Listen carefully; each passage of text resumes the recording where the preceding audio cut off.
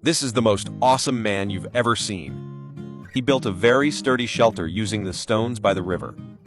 And he has plenty of resources around him. He even made a water wheel to catch fish and enjoy grilled fish in the wild. Bill didn't wash his feet before going to bed last night, so his wife kicked him out of the house. With nowhere to go, he and his dog came to the riverbank and decided to build a shelter here for a few days. Bill first collected some mud to level the foundation.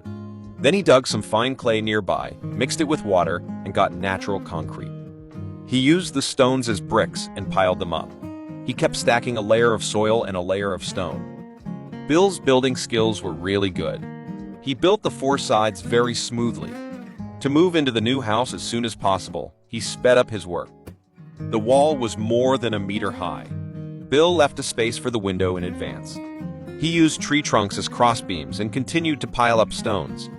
Fortunately, there was no shortage of stones here. Then he prepared a lot of concrete and smeared it evenly on the inner wall for insulation. Then Bill started to build the roof. He took some branches and made the eaves. Then he continued to pile up stones on top. When he was done, he could go and collect a lot of logs nearby. He tied them with wire and fixed them. Then he laid the logs on the roof one by one. Then he smeared concrete on the frame to make it airtight. After finishing the roof, Bill smeared all the remaining clay on the inner wall. When he was done, he took some logs and assembled a single bed for himself. After fixing the logs neatly, he laid the yoga mat he brought with him on top. It was quite comfortable to lie on it. Then Bill made a door according to the size of the entrance with the leftover wood. Then he went and got some more clay and smeared it on the door and window. Then he collected a lot of stones and paved them in the room as the floor. The entrance was also decorated with stones. Taking advantage of the sunny day, he gave the dogs a bath and cleaned himself as well. As a modern person, he couldn't do without electricity, so Bill decided to make a water wheel power system. He sawed the wood he picked up and nailed it on the stick as blades. Then he fixed them on the disc. Then he took out a rope and fixed it on the tree trunk. He used it to arrange and fix the logs one by one.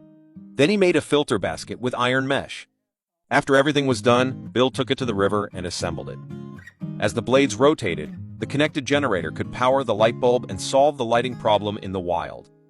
And this was not just a power system. The iron mesh tied on it could also catch the fish that passed by.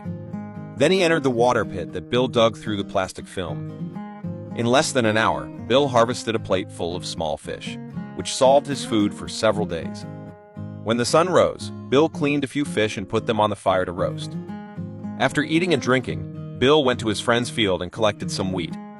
He processed the wheat and took 2 flat stones to make a stone mill. He put the wheat in and ground it into flour by rotating it.